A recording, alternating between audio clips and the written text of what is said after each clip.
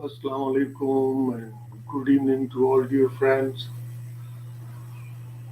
For feedback of past many days. There was a phone call from Houston as well.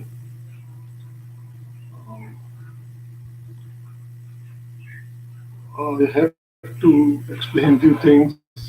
That, focus of my lecturing campaign is spread of democracy and federalism in true sense. Like the misconceptions prevailing here in subcontinent in beautiful two federations of India and Pakistan that are to be removed. I mean, uh, and effort in that respect is needed on behalf of academia, of journalists, of politicians. We always need quality politicians to improve and enhance state of democracy in developing world, where democracy is often misinterpreted and dictatorial attitudes and behaviors and trends are being termed as democracy most often. And because of widespread ignorance all around in subcontinent, people cannot differentiate between democracy and dictatorships. And they do accept dictatorship as democracy. So in beautiful Federation of Pakistan, march is going on, and a religious political party leader is leading that march, and two political parties, mainstream political parties, are having alliance relationship with him, and both these political parties are having record of suspending fundamental human rights during their tenure. So both these political parties, which are allies of religious leader whom is heading towards Islamabad from Karachi, uh, they were since long they were trying to introduce new version of democracy without fundamental human rights, which is obviously dictatorship. And because of prevailing ignorance all around, even media was portraying them as big champions of democracy and all that. So uh, I have to respond to the concerns of everyone, and I have to educate as well that if we go through the history of subcontinent, we will come to know that we were having a leader known as Qaid Muhammad Ali Jinnah, whom had led a movement, a peaceful movement, and had achieved Pakistan for Muslims of subcontinent. So all those whom are in favor of violent struggles, they must know that achievements can be made in 21st century uh, only through peaceful means and legitimate peaceful struggles.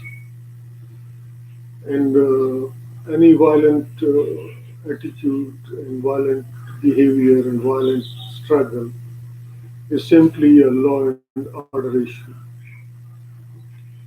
and that has to be dealt accordingly. So I think everybody will remain peaceful, and schools and colleges and universities will remain open here in Pakistan. Businesses will remain open here in Pakistan.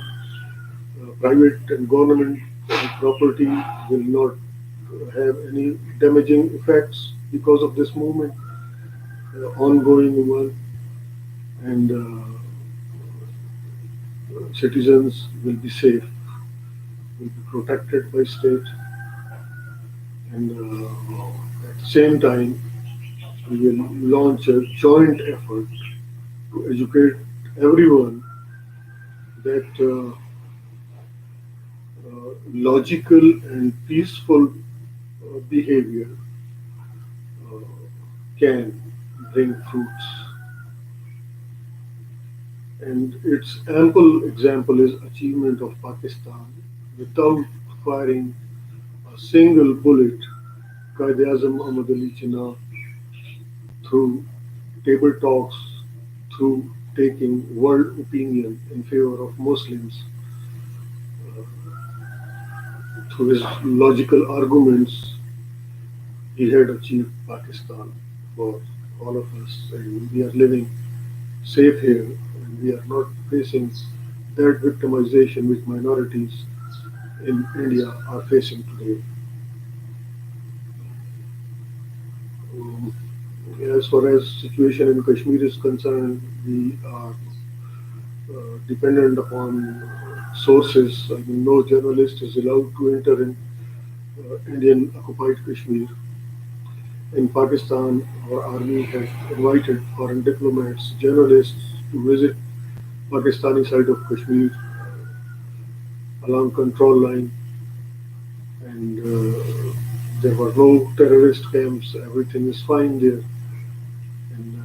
and Indian leadership has to learn this that if they will be oppressive, definitely there will be resistance. The resistance is there in Manipur, in Mizoram, in Nagaland, and Pakistan cannot be blamed for that because we believe in non-intervention,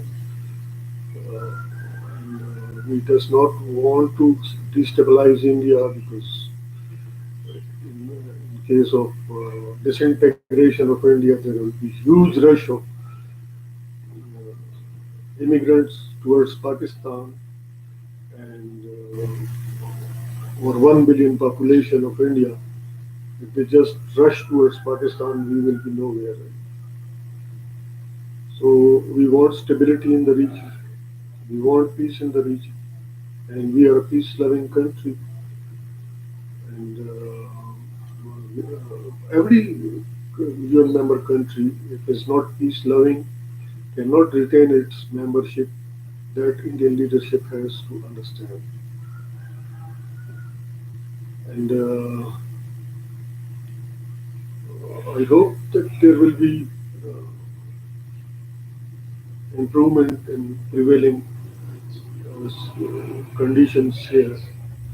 Conducive conditions will be created for promotion of true democracy and federalism.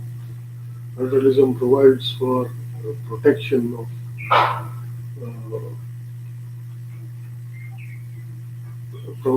citizens from tyranny and oppression, not of individual, but of majority as well. And it's a unique system originally created by mother of all federations, United States of America. And our people has to understand that there can be no democracy without fundamental rights. And fundamental rights, provision of fundamental rights means peace in society. There will be no uprisings. Once ruling elite understands this, there will be no uprisings. Uprisings are caused by absence of implementation of fundamental human rights clauses guaranteed by our constitution, guaranteed by UN Charter to everyone in the world. And economic prosperity will be there. The West and United States of America, their leaderships will be in a good position to help both Pakistan and India. Respect for fundamental human rights is there.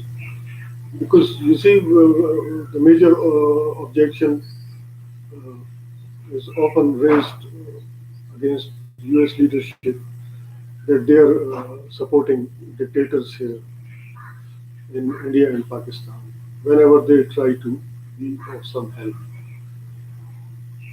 And the same is being said for Western leaders whom are leading democracy in Europe. So we have to understand all this and we have to educate ourselves, fellow citizens, and we have to join hands.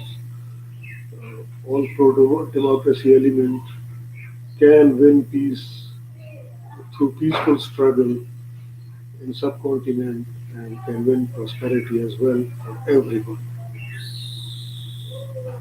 I wish all the best to all of you and good luck as well.